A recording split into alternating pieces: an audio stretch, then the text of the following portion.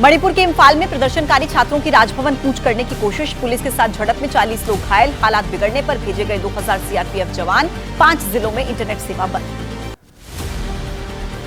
इम्फाल में हालात बिगड़ने पर निकाला गया फ्लैग मार्च, पुलिस ने शहर में फ्लैग मार्च निकाला, लोगों से शांति बनाए रखने की अपील। मणिपुर के हालात काफी खराब, बोले मेघालय के मुख्यमंत्री कॉनराड संगमा। किसी राज्य की घटना का दूसरे राज्य पर भी पड़ता है असर, हम केंद्र सरकार से कर रहे हैं राजनीतिक समाधान की मांग। हिमाचल प्रदेश के संजौली में मस्जिद विवाद बढ़ता ही जा रहा है, अपडेट क्या है आइए जानें 9 सेकंड न्यूज में। शिमला के संजौली में अवैध मस्जिद को लेकर विवाद, चप्पे चप्पे पर कड़ा पहरा, हिंदू संगठनों ने आज संजौली में किया प्रदर्शन का ऐलान, प्रशासन ने नहीं दी है प्रदर्शन करने की इजाजत। संजौली में प्रदर्शन के ऐलान पर शिमला के एसपी ने कहा, इलाके में धारा 163 लागू, प्रदर्शन की इजाजत नहीं, लोगों से शांति बनाए रखने की अपील। मस्जिद के मामले पर बोले मुख्यमंत्री सुक्खू, कानून करेगा अपना काम, वित्तीय कुप्रबंधन के मुद्दे पर विपक्ष को घेरा, कहा 2017-18 में राजस्व घाटा अनुदान 11,000 रुपए तक मिला, लेकिन अब मिलेगा 3,000। मंडी के जेल रोड अवैध मस्जिद के निर्माण का दावा, लोगों ने निकाली रैली, कहा लोगों के अवैध निर्माण होती है तुरंत कार्रवाई, लेकिन अवैध मस्जिद पर कोई कार्रवाई नहीं।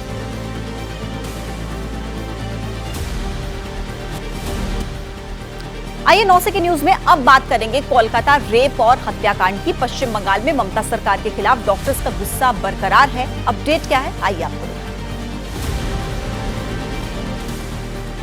कोलकाता में आज भी जारी है डॉक्टर्स का प्रदर्शन, ममता सरकार से सहमति न बनने पर काम पर लौटने को तैयार नहीं जूनियर डॉक्टर्स, स्वास्थ्य मुख्यालय के सामने दे रहे हैं धरना। कोलकाता में जूनियर डॉक्टर्स ने किया प्रदर्शन, लेडी डॉक्टर के साथ हुई घटना के विरोध में हड़ताल, आरोपियों को सख्त सजा की मांग। प्रदर्शनकारी डॉक्टर से ठुकराया सरकार का बातचीत का प्रस्ताव, ईमेल के जरिए भेजे गए निमंत्रण की भाषा पर आपत्ति, ईमेल की भाषा को बताया अपमानजनक। कोलकाता की घटना को लेकर जूनियर डॉक्टर्स ने की मांग, कहा कि कोलकाता पुलिस कमिश्नर और स्वास्थ्य विभाग के प्रधान सचिव का होना चाहिए इस्तीफा। पश्चिम बंगाल की स्वास्थ्य राज्य मंत्री चंद्रिमा भट्टाचार्य का बयान, कहा मुख्यमंत्री ने आंदोलनकारी डॉक्टर्स की तरफ शांति की पहल कर सकारात्मक दृष्टिकोण अपनाया। पश्चिम बंगाल की मुख्यमंत्री ममता बनर्जी का नया फरमान, सभी मंत्रियों को डॉक्टर्स के आंदोलन को लेकर कुछ भी बयान देने से मना किया, कहा जो कहूंगी मैं। पश्चिम बंगाल में 5 नए पोक्सो फास्ट ट्रैक कोर्ट बनेंगे, पश्चिम बंगाल की कैबिनेट में फैसला लिया गया, अभी पोक्सो फास्ट ट्रैक कोर्ट की संख्या है 62। आने वाले दिनों में जम्मू कश्मीर और हरियाणा में चुनाव हैं और उससे जुड़े अपडेट आइए आपको दिखाएं 9 सेकंड न्यूज। हरियाणा विधानसभा चुनाव के लिए नामांकन जारी, आज पूर्व सीएम भूपेंद्र सिंह हुड्डा पर्चा भरेंगे, गढ़ी सांपला सीट से लड़ेंगे चुनाव। कांग्रेस प्रत्याशी विनेश फोगाट आज जुलाना विधानसभा सीट से नामांकन करेंगी, नामांकन से पहले रोड शो होगा, सांसद दीपेंद्र हुड्डा और सतपाल ब्रह्मचारी मौजूद रहेंगे। विनेश फोगाट ने कहा पूरा भरोसा है, जनता हमारा साथ देगी, हमें मोदी जी से कोई उम्मीद नहीं, हमने जो भी झेला कांग्रेस सरकार बनने पर किसी को झेलने नहीं देगी। कांग्रेस के नेता दीपेंद्र हुड्डा ने हरियाणा में कांग्रेस सरकार बनने का दावा किया, कहा सभी जानते हैं बृजभूषण ने अन्याय किया, फिलहाल मामला कोर्ट में। हरियाणा के पूर्व मंत्री अनिल विज आज दाखिल करेंगे अपना नामांकन, अंबाला छावनी विधानसभा सीट से बीजेपी के टिकट पर लड़ रहे हैं चुनाव, दोपहर को 12 बजे नामांकन के लिए रवाना होंगे।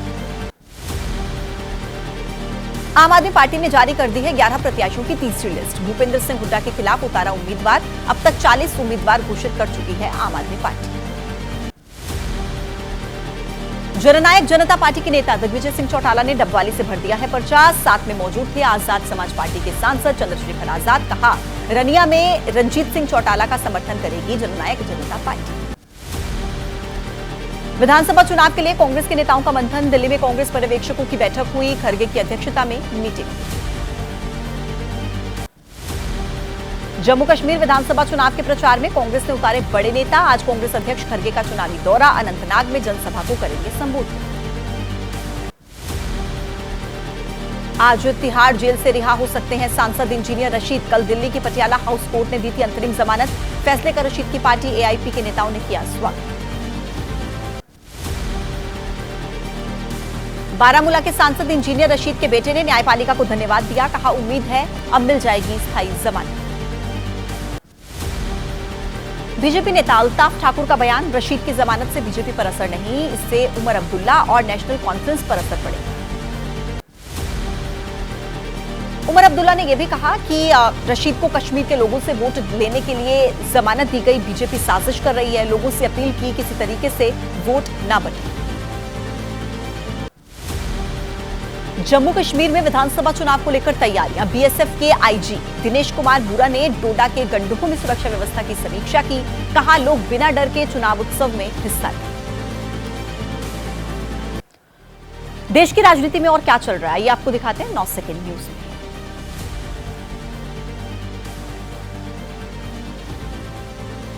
वॉशिंगटन में बोले कांग्रेस नेता राहुल गांधी, मैं आरक्षण के खिलाफ नहीं, कुछ लोगों ने मेरा बयान गलत तरीके से पेश किया। सभी का एक देश, एक व्यापक सोच की जरूरत है। आरक्षण से जुड़े राहुल के बयान पर बीजेपी ने कहा, देश की बदनामी करने के लिए मिशन मोड पर राहुल गांधी। राहुल और कांग्रेस आरक्षण को समाप्त करना चाहते हैं। बीजेपी के सहयोगी दल अपना दल एस की नेता अनुप्रिया पटेल ने फेसबुक पोस्ट कर कहा, आखिर दिल की बात जुबान पर आ ही गई, कांग्रेस आरक्षण खत्म कर दे।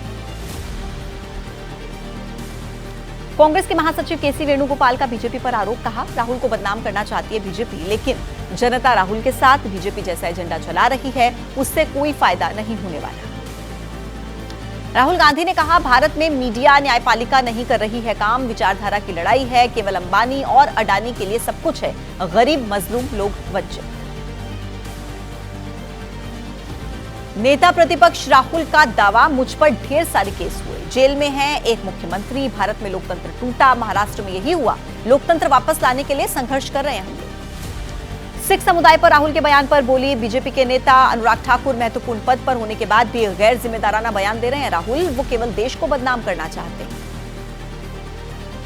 शिरोमणि अकाली दल के नेता परमबंस सिंह बंटी रोमाना ने कहा कि ये सच है, सिख समुदाय के साथ गलत काम हो रहे हैं, लेकिन बीजेपी भी इसमें शामिल है। राहुल का इस विषय पर बोलना पाखंड है। राहुल के बयान को एसपी सांसद डिंपल यादव ने सच बताया। कहा, सच बोलने वालों से बीजेपी को तकलीफ होती है। राहुल सच बोल रहे हैं तो बीजेपी परेशान है। राहुल गांधी ने बयान दिया कि चीन ने भारतीय हिस्से पर कब्जा किया, करीब 4000 स्क्वायर किलोमीटर भारतीय जमीन पर चीन का कब्जा है और मोदी इससे कैसे निपटेंगे। कांग्रेस नेता हरीश रावत ने कहा, सारे अर्थशास्त्री ये कहते हैं कि सप्लाई चेन पर चीन का कब्जा, उसे चुनौती देने की बात कही तो क्या राहुल ने गलत कहा। नीतीश कुमार को लेकर तेजस्वी यादव का बड़ा दावा, जब हमारे घर पर आए थे तो गिड़गिड़ा रहे थे, लेकिन अब नहीं करेंगे उनका कोई भला, कोई नहीं जानता कि नीतीश कब पलटी मारे।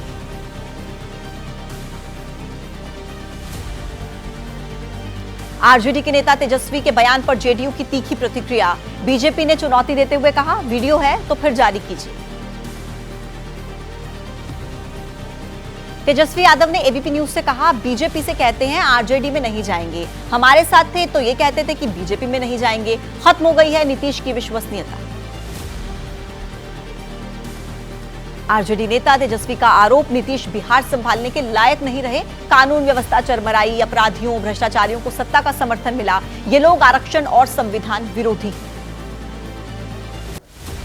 जेडीयू के प्रवक्ता राजीव रंजन ने कहा, सीएम नीतीश गिड़गिड़ाने वाले नेता नहीं है, नीतीश ने तेजस्वी और उनकी पार्टी आरजेडी को नया जीवन दिया, तेजस्वी अपनी भड़ास निकाल रहे हैं।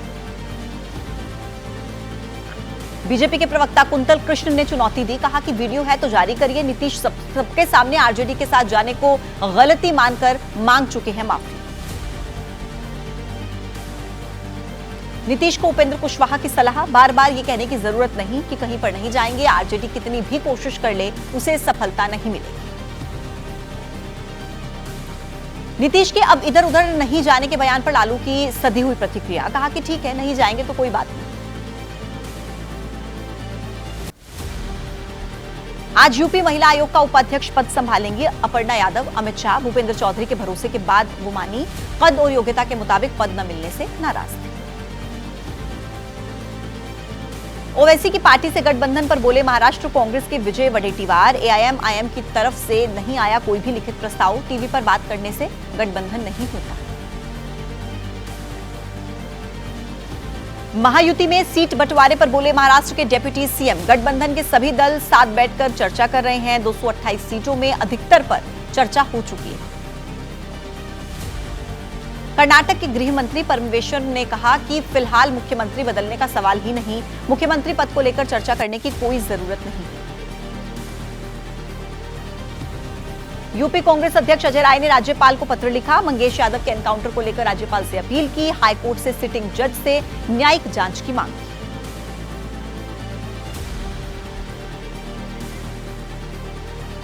रेलवे ट्रैक पर बड़ी साजिश होने की सूचना पर रेल विभाग अलर्ट मोड पर है। अपडेट्स क्या हैं, आइए दिखाएं आपको 9 सेकंड न्यूज में।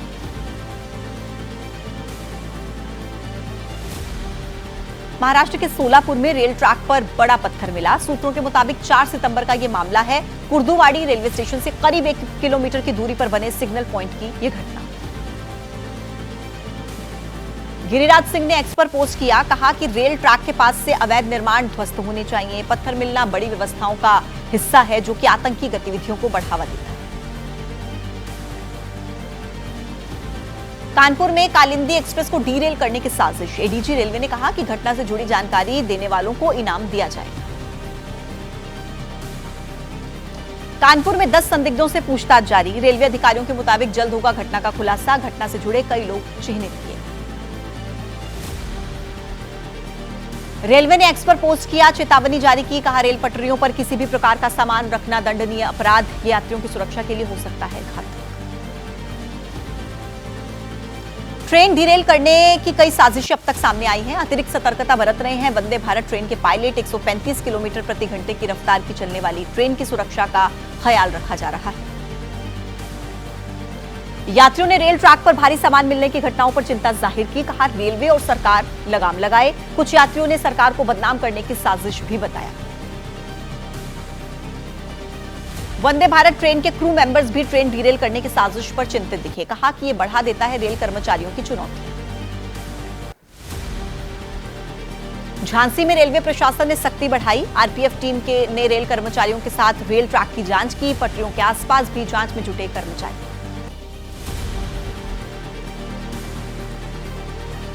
बहराइच में फिर से भेड़िए का हमला। बीती रात भेड़िए ने 2 अलग अलग जगहों पर हमला किया। महसी इलाके में 11 साल की बच्ची पर अटैक किया। भवानीपुर गांव में 10 साल की बच्ची पर हमला किया। बहराइच में पकड़े गए 5वें भेड़िए का गोरखपुर लाया गया और शहीद अशफाकुल्ला खान जू लाया गया भेड़िया। इससे पहले भी एक भेड़िए को गोरखपुर चिड़ियाघर लाया गया। बहराइच में अब भी एक भेड़िए की तलाश जारी है। वन विभाग की कई टीमें लगातार गश्त कर रही हैं। लोगों से फिलहाल सावधानी बरतने की सलाह की जा रही है और बच्चों को घर से बाहर न निकलने दें, यह अपील भी की जा रही है। बहराइच में भेड़ियों के हमलों की वजह से रेबीज या फिर केनाइन डिस्टेंपर वायरस हो सकता है। जानवरों के विशेषज्ञ बोले सटीक विश्लेषण के बाद ही पता लग पाएगा आदमखोर बनने की सही वजह क्या है। यूपी के बाद अब एमपी में सीआर का आतंक। खंडवा जिले में सीआर ने कई लोगों पर अटैक किया। सीहोर जिले के रेहटी में भी एक शख्स को हमला करके घायल कर दिया। 3 दिन में 11 लोगों पर हमला कर चुका है सीआर। पहले खंडवा जिले में सोते समय एक परिवार पर हमला किया था। 5 लोग घायल हुए थे। रेहटी में एक खेत में काम कर रहे 6 लोगों पर किया था अटैक। अब देश में क्या चल रहा है, तमाम बड़ी खबरों पर नजर 9 सेकंड न्यूज में।